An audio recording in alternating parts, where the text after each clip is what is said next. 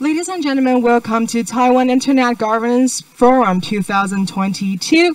Before the event starts, we would like to remind on-site attendees to put your mobile phone on silent or vibrate mode. In line with the CDC protocol, please wear the face mask at all times during the event when social distancing is not possible. Thank you for your cooperation. 各位贵宾，大家早安！我们今天的活动即将正式开始，请记得将手机转为静音或是震动模式。活动期间也请全程佩戴口罩。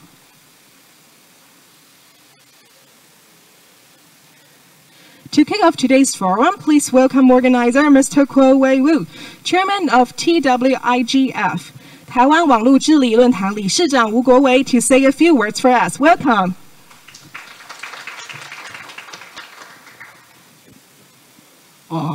Dear guests, and also thanks to all the participants. I think this is a very special year.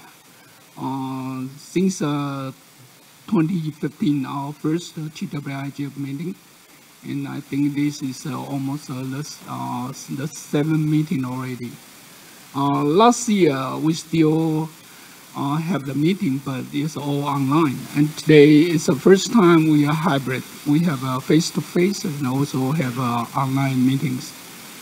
And several of our honored guests is online, and we also invite our minister and chair. But unfortunately, they have the government meeting and they cannot be here, but they are recording it.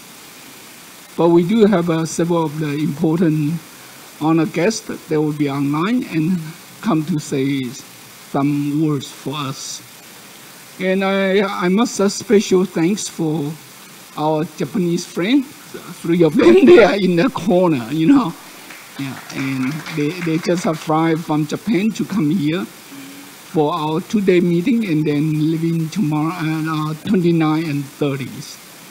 And so I think it's really happy to see everybody. We can come to face in meeting today. And again, thanks for everybody participate and organize the workshop. And hopefully we have a wonderful and happy meeting. Thank you.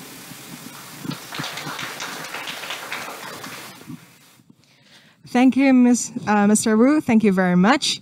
Next, please welcome Mr. Kenny Huang, member of the board and CEO of TWIC, 台湾网路中心执行长黄胜雄 to say a few words for us. Welcome.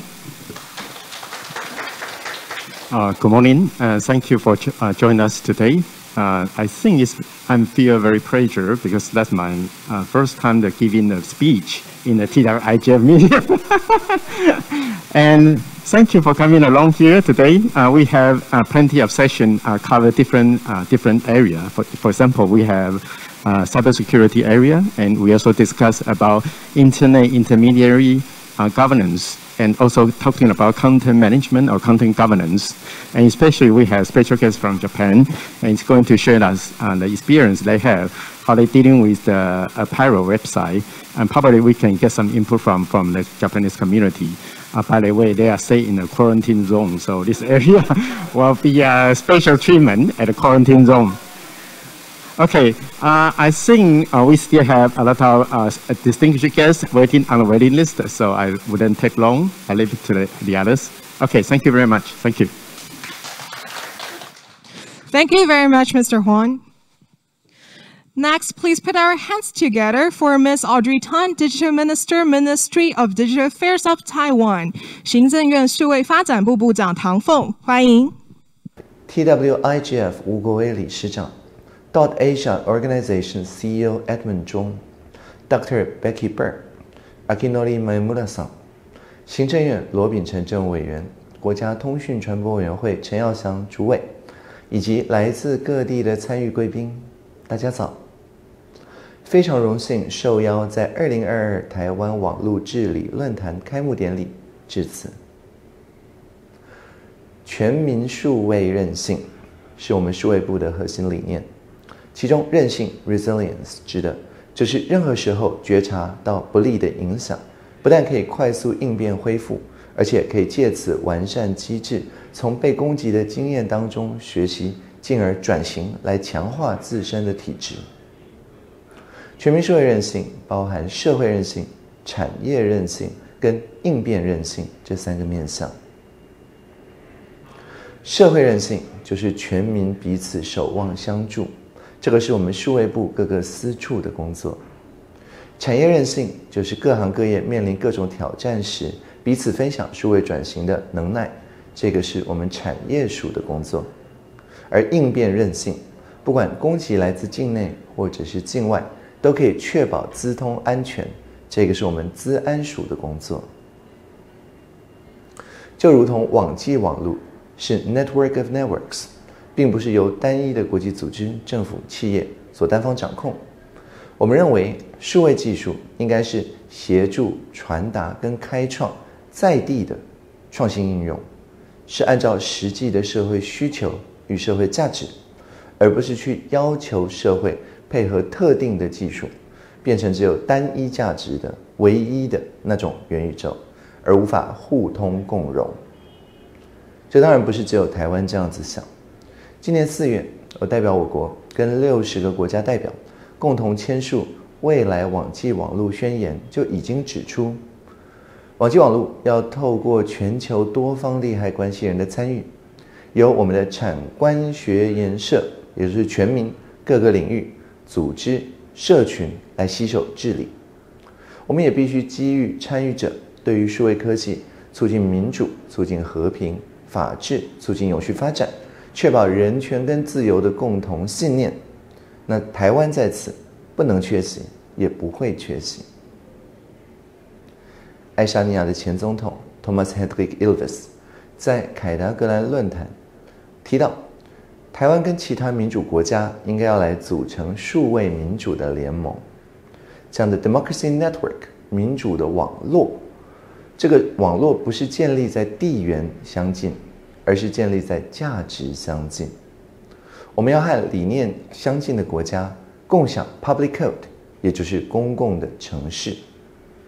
Ilves 总统也曾经在我主持的台湾 Plus 节目里分享，爱沙尼亚不但已经把政府的重要资料放在境外备份，随时同步，而且呢，他们跟芬兰、跟冰岛的政府也共同维运他们的 X-Rail 架构，不是采用单点的资料库，而是提供 public code 公共程式作为资料的交换层。这样子风险既不会过度集中，而且资料空间使用方式都可以保持多元异质。这样子一来，即使其中某个部分遭受到攻击或破坏等等，其他节点不但可以联防，而且也可以确保彼此的安全。当然，我们知道爱沙尼亚早在1996年就让每个学校都提供电脑，政府呢也是从资料到程式码都全面开放，不但让数位教育能够全面普及，也建立全民的数位素养。一旦系统出现了任何问题，大家都可以随时觉察、指认，而且路见不平拔刀相助。爱沙尼亚的经验示范出，多元异质跟社会韧性互相加强，缺一不可。资料系统都要保持多元，才能有最全面的准备。人民和政府守望相助，才能有最缜密的防备。今年 TWIGF 年会的主题，也就是网络韧性的挑战与契机、地缘政治、Web 3以及中介者治理，充分反映了现行网际网络社群的核心关怀，完整关照了不同的面向，也多方连结网络的基础设施、人权、隐私、资料保护、经济、数位转型这些非常重要的议题。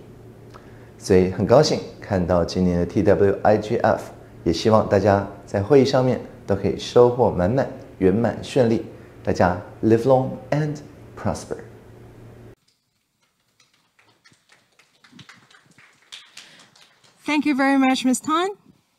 Next, please welcome Mr. Yaoshan Chen, Chairperson of National Communications Commission, 国家通讯传播委员会主委陈耀祥 for his remarks. 行政院罗政委、数发部唐部长、ICANN 董事 Becky Burr 女士和 Edmund Chung 先生、APNIC 理事长 Akinori Maemura、APNIC 主席 Paul Wilson、TWIGF 副理事长 ，APNIC 黄董事暨执行长，和各位线上参与的社群朋友，大家早安。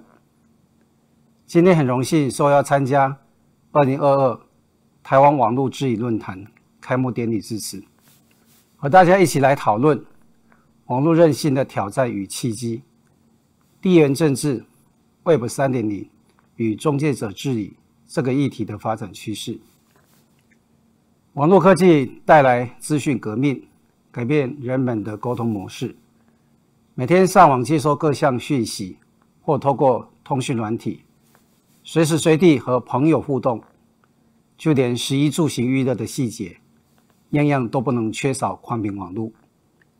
也许民众可以一天都不出门，但绝对不能没有宽频网络。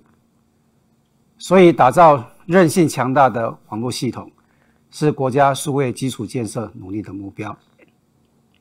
在固网部分，我国2 Gbps 等级的固网宽频加户涵盖率已经达到 47.8%， 不含偏乡。在5G 部分， NCC 透过前瞻计划，引导业者建制加速加量。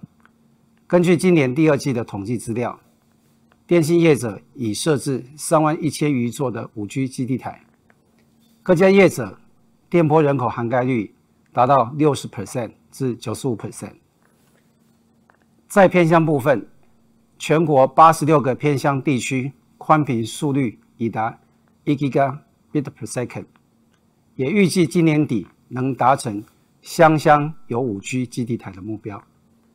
同时，我们观察俄乌战争中，乌克兰的网络畅通，让更多讯息得以透过网络积极向国际社会传递。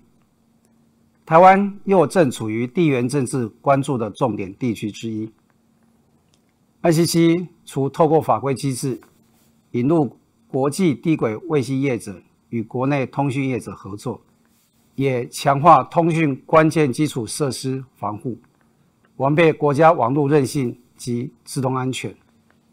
目前，因应政府组织改造， NCC 部业务已转由数位发展部接棒继续推动，但在数位韧性的防护上 ，NCC 不会缺席，将与各部会专业分工协作，从监理面督导业者，通从网络关键基础设施之资通安全防护能力，并推动数位转型相关政策，完善我国数位经济发展环境。另一方面，虚拟网络生态系也是时下最热门的讨论议题，但往往因为技术太过于复杂，让使用者在过程中无法直接参与技术与应用，中介者平台便扮演重要的角色。这些新时代的议题与过往资料流通、个资保护、网络安全等问题呢，交织出更复杂的面向，乃至于民众参与、业者营运，甚至于是政府法律等环节，都需要一套崭新的治理思维。面对如此转变，社会也需要对治理方向形成共识，在彼此信任基础上，推动公私协力合作，多方利害关系人参与。在此由衷感谢 TWIGF 定期举办论坛年会活动，提供一个让各界充分交流的平台。相信藉由大家一起集思广益，不仅能够了解全球网络治理最新的发展动态，也能对台湾网际网络产业及政府机关政策思考均有所注意。预祝论坛活动圆满成功，祝福各位贵宾身体健康，万事如意。谢谢大家。Thank you so much, Mr. Chen. Next, please put our hands together for Mr. Ping-Chen Lo, Minister without Portfolio of Taiwan, 行政院政务委员罗秉成 Welcome. 台湾网络治理论坛吴理事长和各位现场的嘉宾、线上的朋友，大家好。很高兴出席台湾网络治理论坛2022年的年会开幕典礼。今年的俄乌战争中，我们观察到网际网络的关键性，但同时也见识到它的脆弱性，比如针对网络设施实体攻击、对关键数位服务的恶意网攻，以及社群平台上假讯息的泛滥，让原本中性的网络技术跟社群媒体被武器化。这些在国际间发生的重大事件，也反映在今年 TWIGF 年会的主题“网络韧性的挑战跟契机”、地缘政治、Web 3.0与中介者治理这些探讨的重要性。强化全民数位韧性，必须从基础建设、产业的联防跟民众的教育着手。今年8月27日，我们数位发展部挂牌成立，除了推动我国数位政策的创新外，也致力于加强全民数位韧性，连结公民与技术，提升产业及安全。从基础建设、环境的整备及资源运用开始，整体规划台湾数位发展政策，推动国家的数位转型。特别的是，资安就是国安，国家整体资安防护体系的升级，将更有助于提升网络的韧性。数发部除了辖下有资通安全署外，也将成立国家资通安全研究院，来强化资安技术的研究。此外 ，NCC 也将督促通讯传播业者善尽资安防护的义务。我相信，透过政府跟民间社会的公私协力，一定能够提高整体的产业跟社会回应挑战的应变能力。同时，网际网络服务无国界，面对 Web 3.0 去中心化的技术趋势，我们如何处理层出不穷的网络议题，是一项严肃的公共政策议题。这需要网络多方利害关系人的共同讨论，形成治理的社会共识，在虚拟世界维护大家重视的共同价值观、文化的多样性跟互相尊重。今年的台湾网络治理论坛有许多经验丰富的讲者，分别从关键基础设施、区块链 Dns、网络威胁、地缘政治到数位治理等面向，讨论我们如何加强数位韧性。希望大家从年会中汲取不同利害关系人的观点，作为擘画未来台湾数位政策方向的参考。也期待大家能够在活动中满载而归，预祝活动圆满成功，各位身体健康，谢谢。Thanks to Mr. Lo for his remarks. Next, it's a great honor to have Ms. Becky Burr, member of the Board of Directors of ICANN, to have a few words for us. Ms. Burr, do we have you online with us now? Yes, can you hear me? Perfect, perfect. All right, so Ms. Wonderful. Burr, Thanks. the floor is yours. Thank you so much. It is a great pleasure and honor to join you in opening Taiwan's Internet Governance Forum for 2022. I deeply regret that family obligations prevented me from joining you in person, which I would really much rather be there. My work in this area began 25 years ago at a time when it was becoming clear that change was needed to ensure that the Internet continued to sustain the creativity and innovation that characterized its earliest years, even as the reach of the Internet expanded beyond the academy and the research facility to join all of us together.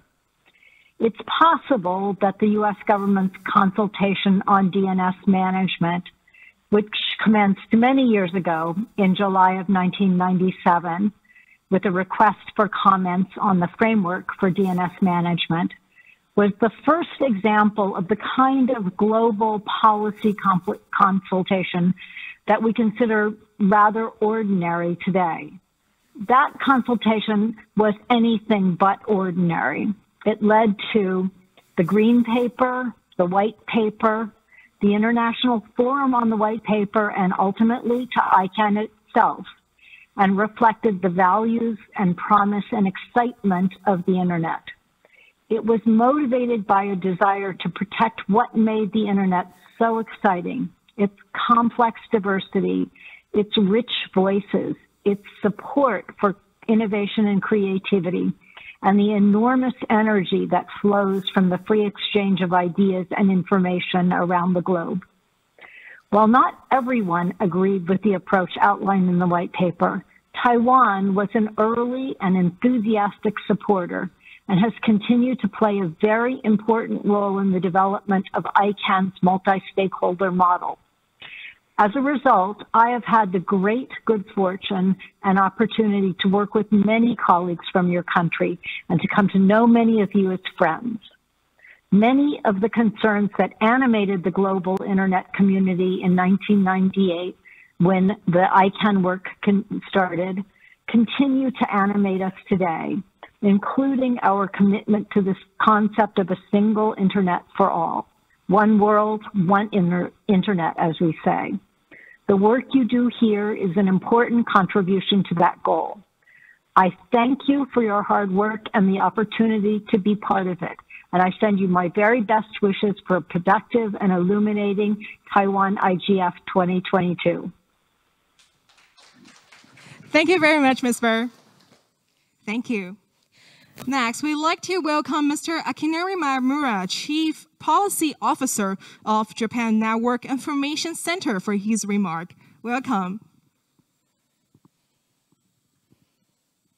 Chief Policy Officer at JPNIC, Japan Network Information Center. I am afraid I am not able to be in Taipei in person, but I'm always honored with your kind invitation to TWIGF.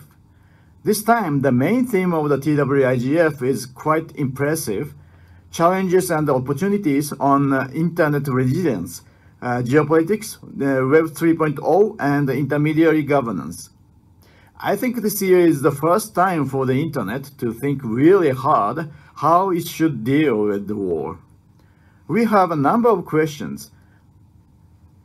What do they mean for the internet? They include war, conflict, jurisdiction, geopolitics, justice, success, and you may find much more.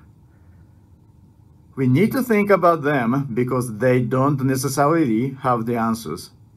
IGF, global IGF, and national IGF are the place for us to think about that. I'm looking forward to thinking about them with you. I will appear again, I am afraid, remotely tomorrow. Thank you very much again for your kind invitation, and I'm sure that TWIGF this time will be another success with many fruitful discussions. Thank you very much. Thank you so much, Mr. Maemura. Next, we would like to put our hands together for Mr. Paul Wilson, Chair and our Executive Council and Director General of APNIC, for his remark. Mr. Wilson, do we have you with us online?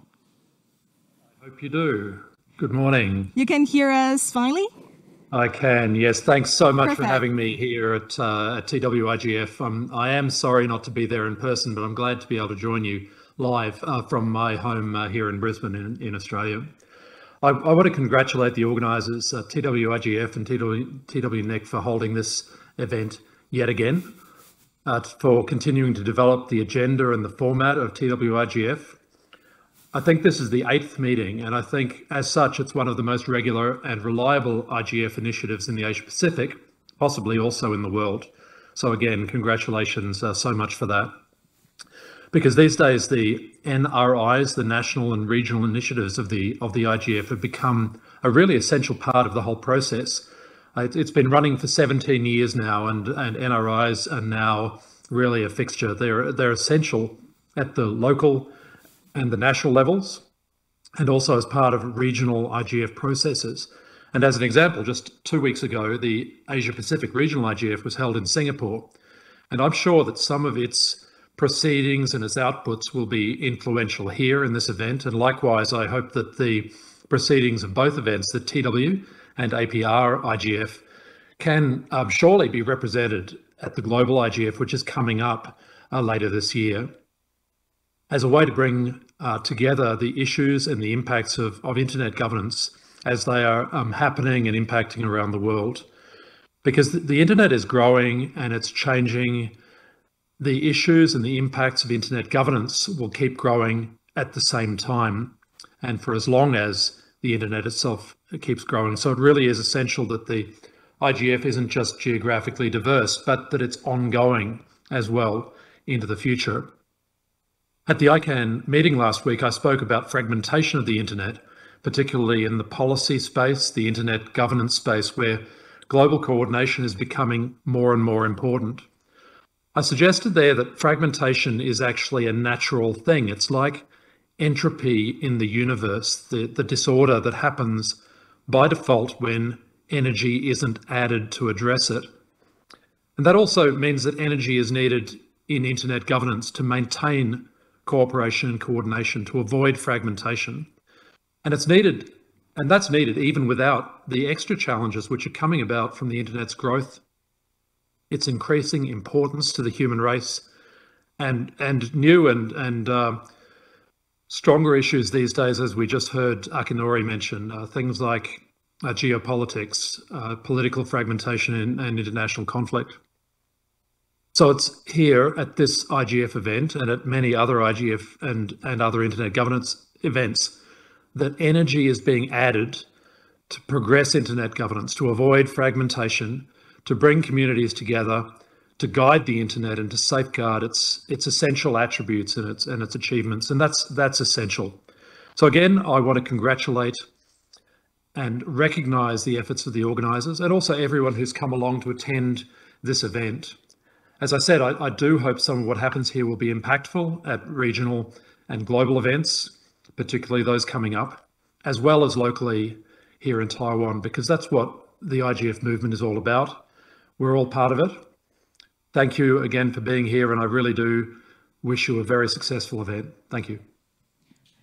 Thank you very much, Mr. Wilson. Next, we would like to welcome Mr. Edmund Chung, Chief Executive Officer of DotAsia organization. DotAsia 执行长钟宏安, welcome. Hi, everyone. Hope you can hear me clearly. Perfectly. The floor is yours, Edmund. Thank you, and thank you so much for inviting me here. I am very honored to speak and really would have hoped to be there with you. Unfortunately, the quarantine and logistics in Hong Kong didn't allow me to do that.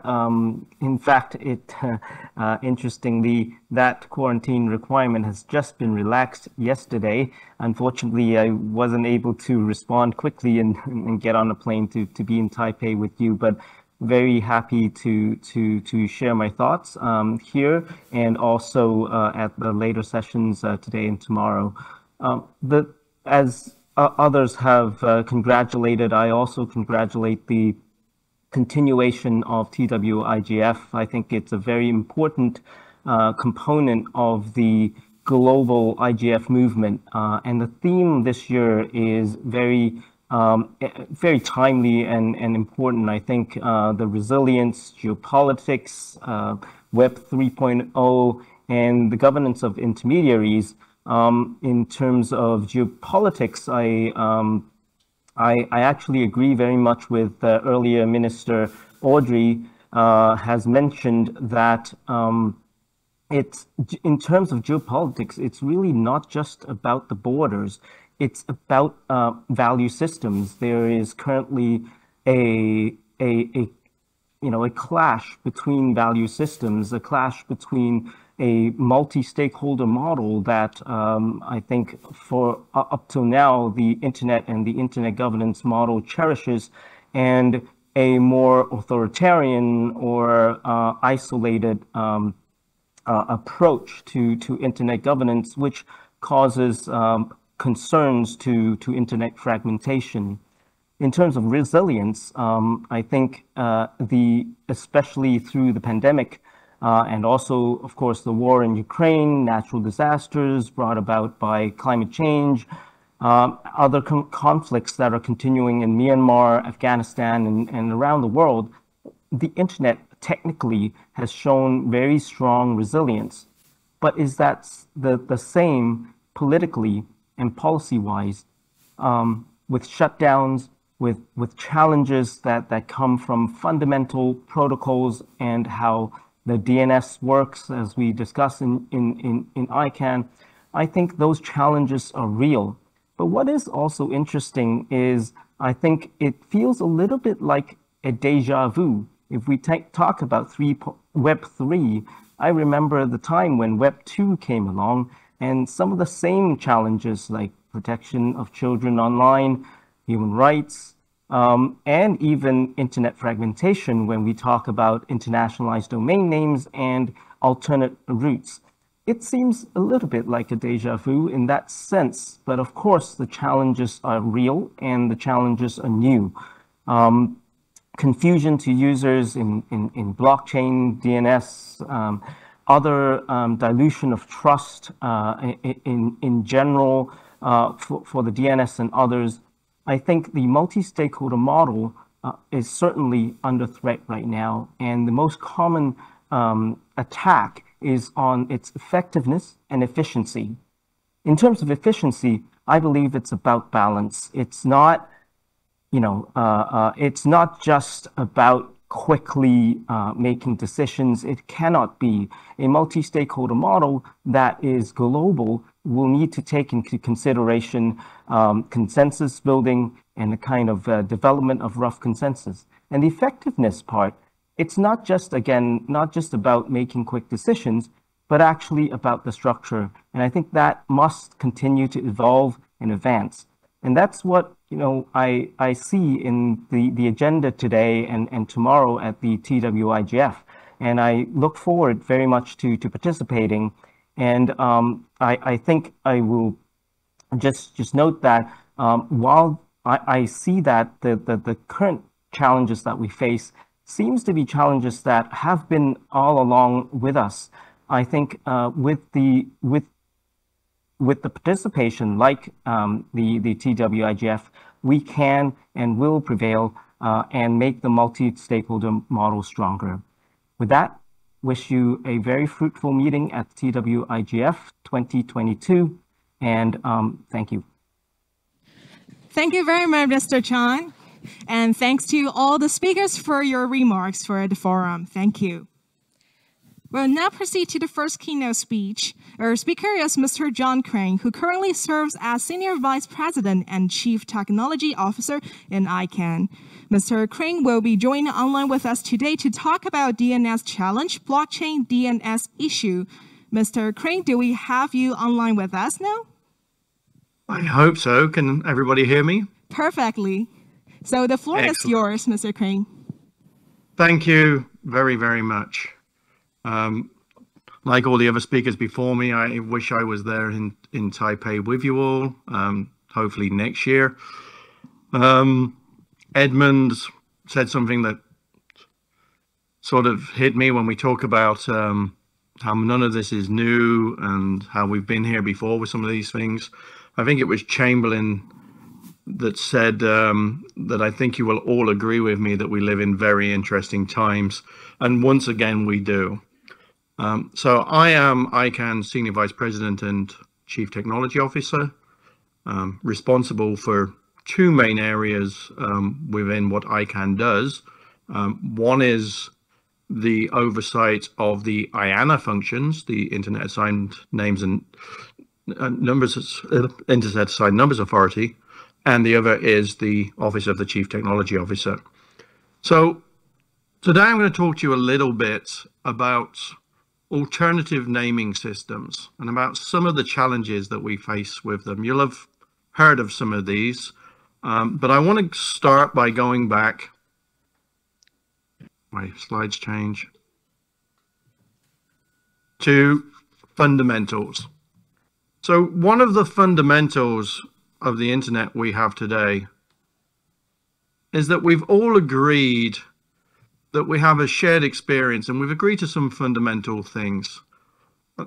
One of the most important is that we've agreed that this internet we use, the one I'm using to talk to you from the other side of the planet, I'm in California, USA, uses a set of defined protocols and parameters, and it uses a set of identifiers that we all agree to use, and a set of policies and norms that make those works.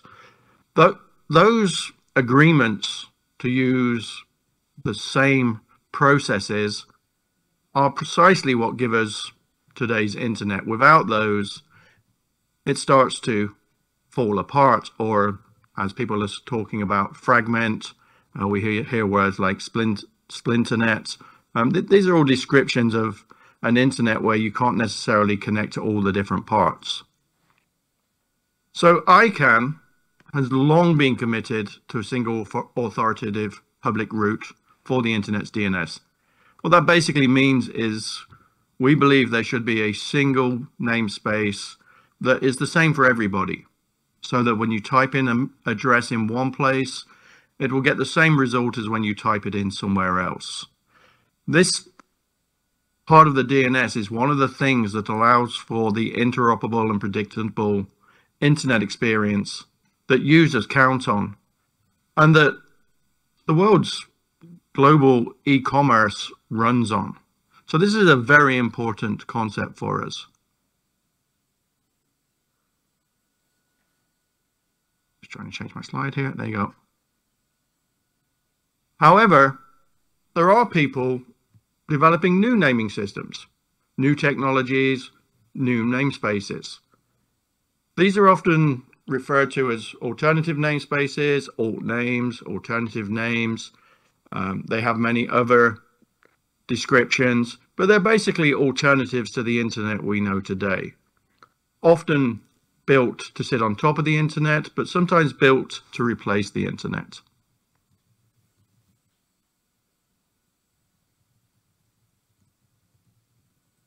So I want to talk a little bit about a document that we recently released. This document is called OCTO, which is Office of the Chief Technology Officer, number 34. So ICANN's Office of the Chief Technology Officer regularly publish documents. Whenever we find something that is, we believe, of interest to the general public, mostly of technological natures, we will do some research, we will write about it, and then we will publish the document. So I'm going to send these slides over to the organizers so that people can get them. The publications are fairly easy to find on our website. OCTO 34 is an interesting one because it does talk about these alternative namespaces. And it focuses on some of the issues related to actually deploying alternative namespaces. So why did we decide to write this? The first thing was to sort of document some of the technical issues that we've seen in the past when we've looked at other namespaces, other DNS routes, and other technologies. We weren't trying to delve into the underlying technology of each of these systems. That would be a much bigger document. In fact, that would probably be a book. And we weren't really looking at the policy-making processes that each of these systems have. And while we weren't looking at them, it's important to note that those policy-making processes are actually an important element of all of these namespaces. They just don't really belong in a more technical document. So alternative name systems, they're not new. Many have existed in the past. OCTO wrote this document, but ICANN wrote another document over 20 years ago. In 2001, I was part of writing a document called ICP3, which was a ICANN statement on policy. And what it basically said is that we believe in a single interoperable network with a single root zone. But with the popularity of some of these new systems, and especially the ones that are using blockchain, it's bringing a lot of attention to some of these blockchain-based systems. And from my perspective, the issue is not really the use of blockchain. Ledger technologies have been around for a while. They definitely have their uses. And this is one use that a group of people have decided to apply it to. So the three common systems we looked at, or the most common, I wouldn't say they were that common, are Handshake, which is a derivative of Bitcoin, ENS, which uses Ethereum, and unstoppable domains that are a derivative of Ethereum. So as I said, we had this document out for a while. I think my slides were out. I won't dwell on it. I think my slides are out of order. But this is ICP3, or Internet Coordination Policy 3, written in 2001. And I'll come back to that a little bit later.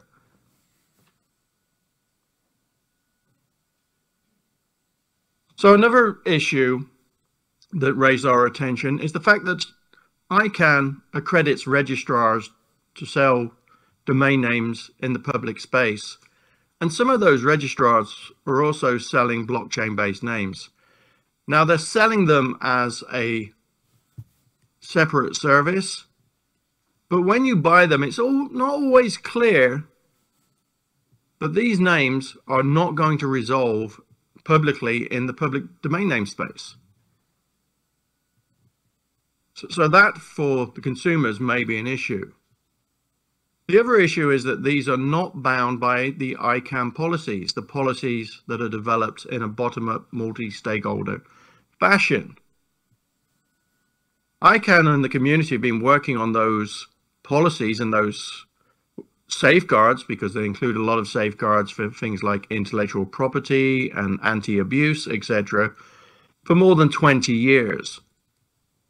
None of these other namespaces have that multi-stakeholder method for developing policy, nor do they follow the policies that ICANN and the community have developed.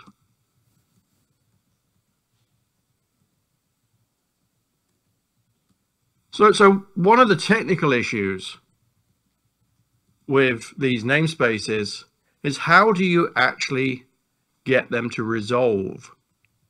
So in the domain name system, resolving is the process of going from a name, say icann.org, to an IP address that sits on the server that delivers that website. This is critical to and fundamental to the working of the internet. Now, how do you do that in an alternative naming system if you don't use the DNS? So the most common way is actually to put in what we call a shim, or a piece of intermediary software that will do the translation for you. So the problem with this is that it is something that the end user has to do.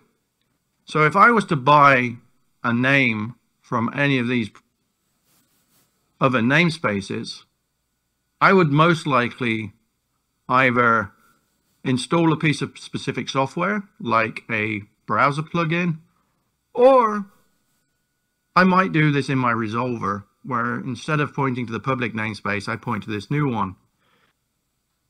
The problem with that is it's manual intervention, and users aren't particularly good at keeping things manually up to date or changing things manually, and it does not scale. If you're an enthusiast like myself, then yes, you can put in a plugin, you can change configurations. But if you're just a typical user, like my parents or probably your parents, they are not going to be able to do that. And even if they can, it's highly unlikely that they will be able to keep that up to date.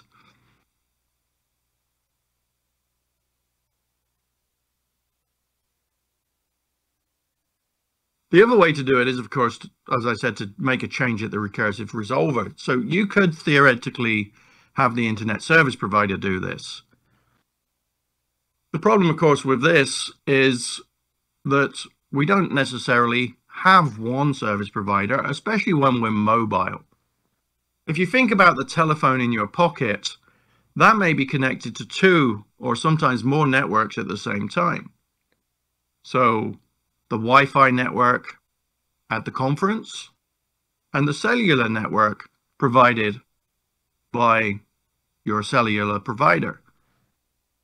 And if you're traveling, it will probably be a cellular provider you don't know.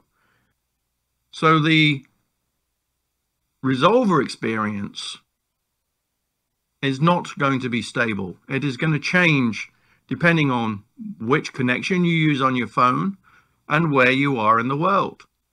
So that means a name that works for me here at home may not work for me when I go to the local coffee shop. That is not the internet experience that we really want.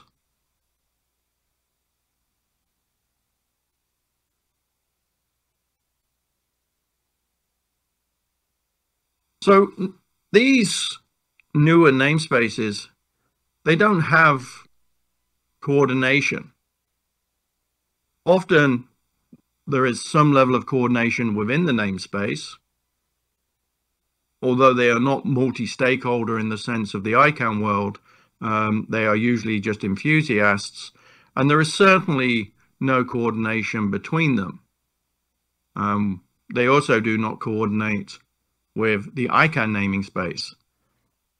Now, last week we had a ICANN meeting in Kuala Lumpur, and it was nice to see some of these developers actually coming to the ICANN meeting to speak to us, but they were not there to, per se, partake in policy discussions. They were there to lay out what they were doing with their technologies and to take questions. And it was a interesting dialogue. So really, these are naive approaches to trying to deliver something that would have to scale to a global level.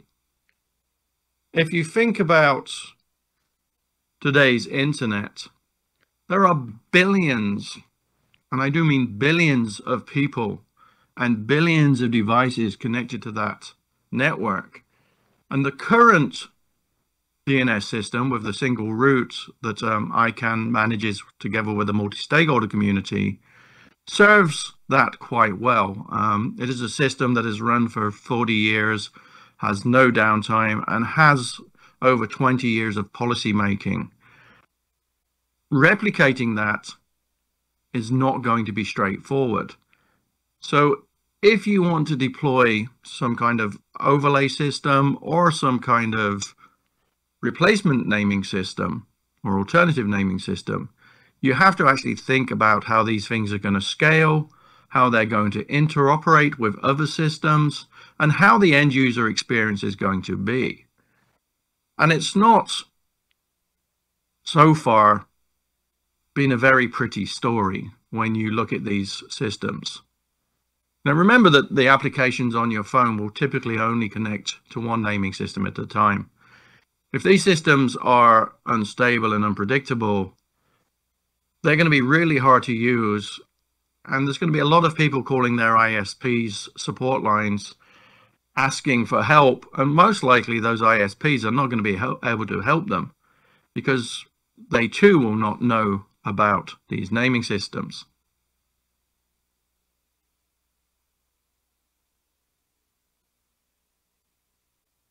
So what these naming systems really pose is a risk of fragmentation. Each one of these naming systems is its own ecosystem, its own set of policies. And there's very high probability that because of the uncoordinated nature of them, they will probably clash with each other. That's not going to be pretty when you're the end user. So let's look at that from some scenarios of name collisions. So I'm going to call this single namespace 1. And within that namespace, there are 4 registrations that I'm going to show. 4 strings, 4 top-level names or top-level domains, and I'm going to simply call them string 1, 2, 3, and 4. Now what I want to do is I want to use that namespace with a device. So in this case, I'm going to use the telephone because that's what all the young kids use to connect to the internet. And what I want to do with that device is I want to send an email. Another thing that often happens when people talk about alternative naming systems is that they often talk about web browsers, almost as though the web experience is the only experience on the internet. But remember, there's lots of other protocols. So here I'm going to use the email protocol. In the single namespace, say the ICANN namespace, the one that we all use today, it's quite simple. You do a DNS resolution, and you're going to look for a server called mail.string3. And the device asks the DNS for the IP address, and it gets it back. It's very straightforward. There's a lot of technology behind it, but the principle that I'm trying to show here is what is important for when you bring in alternative namespaces. So let's bring in namespace 2. So this has also 4 names. Now remember, in the real world, these namespaces have hundreds of thousands, or in the case of the public DNS, hundreds of millions of different strings in them, different names, and thousands of TLDs. So namespace 2 and namespace 1, they have an interesting case here. We have the same string in both namespaces. So now when I bring this device in and I want to talk to John at mail.string3, the device has a conundrum. It has a bit of a problem. It has to decide which namespace am I going to use. Now there are many ways you could do this. You could have a different browser for each of the namespaces. You could have a different mail client for each of the namespaces, but you're going to have some way of deciding which namespace you are going to ask the question of. So in this case, I'm going to assume that maybe there are 2 different mail clients on the phone, and each one points to a different namespace. That would then technically work, as long as you remembered which namespace and which mail client you as a user were using, and also the person at the other end of that email was using. So this is the shim in the browser or the shim in the applications scenario. It sort of works. Of course, the user I'm communicating with would have to have their telephone set up in a similar way. So if everybody is using the same alternative naming system and the same alternate namespace, and they are using the same applications in the same way with the same shims, this kind of works. So if it was purely an application and everybody had to install the application for it to work, this has some chance of getting to the right person. But can it get more confusing? Well, of course it can. The interesting thing about alternative naming systems and alternate namespace is, of course, there's not just one. These have been around for years. There are some new ones, and there are some that have been around 20 plus years. So if I add one more namespace, I now have string 3 in 3 different namespaces, and I also have string 7 in 2 of them.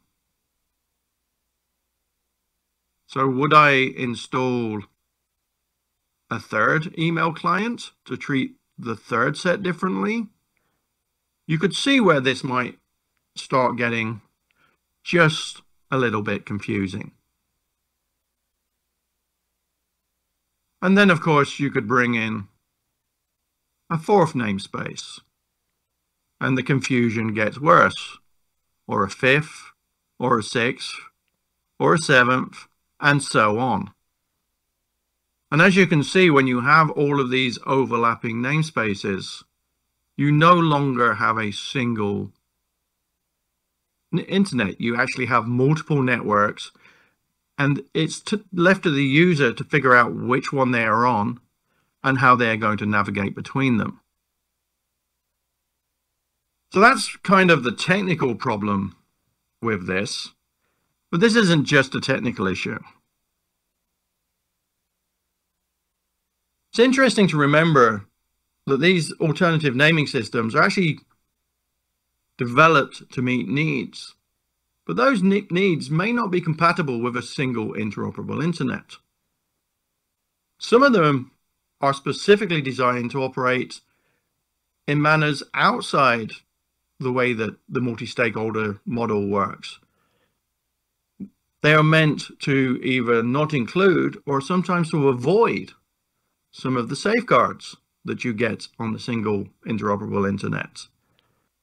In last week's conference, I had a discussion with some folks from ENS, and I asked them about the scenario of somebody using their namespace for criminal activity. And what would be the plausible mechanisms for protecting end users from those namespaces by stopping them resolving? And the answer was that there really wasn't one. Those names are designed so that you cannot disrupt them, which is absolutely fantastic from a standpoint of protecting somebody who is maybe arguing with their government, or they are some other way active in protesting, but is of course not fantastic if the people are undertaking criminal activity. But it was designed that way. It was designed for one set of safeguards, but they have other usages in other scenarios. Whenever the internet can be used for good, it can often also be used for bad. So it's important to remember that some of these are developed precisely not to follow the norms and rules that we've developed within ICANN. But it's also important to understand that there are reasons behind these. These people are not doing this just for fun on a Saturday afternoon. They have their reasons, and they are trying to change the way the internet works to their vision of what I guess is utopia. So one of the things I would suggest when it comes down to this is to actually go and look at ICP3 that I briefly put up earlier. That's a document that was issued in 2001, so 22 years ago.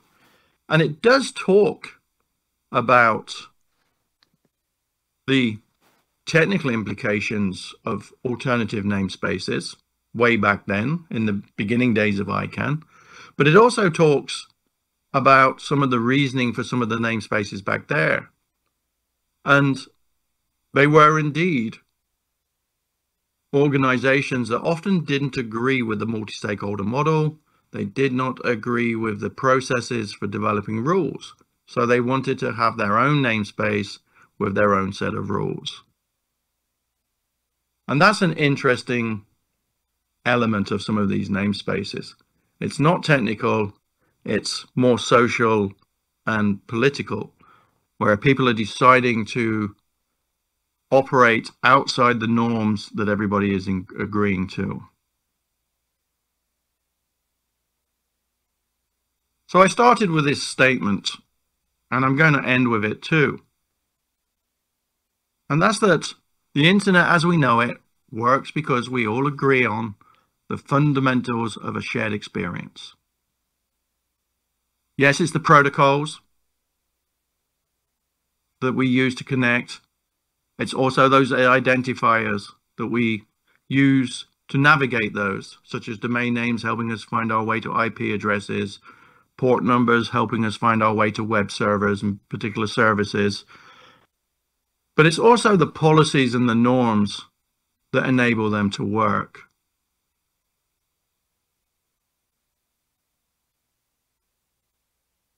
So that's sort of what I wanted to say in my 40 minutes. I'm going to be around for the next panel. I would urge everybody to go read ICP3, to follow what ICANN is doing in this realm, but also what we're doing in the single public DNS realm, and also to maybe go back to ICANN's website and follow the discussion on ENS we had last week, and very interesting discussion about safeguards there, and participate in ICANN, partake in the multi-stakeholder model. Think about what a single interoperable internet means to you and what it means to the end users as we all agree to share this single vision of one internet for everybody in the world. With that, I'd like to thank you, and I will cede a few minutes back to the meeting. Thank you very much. Thank you very much, Mr. Crain, for an insightful speech. Now we will take 10 minutes break, and there will be refreshments served outside. Feel free to take it yourself. The next session will begin at 10:20 UTC +8. Please be back by then. Thank you.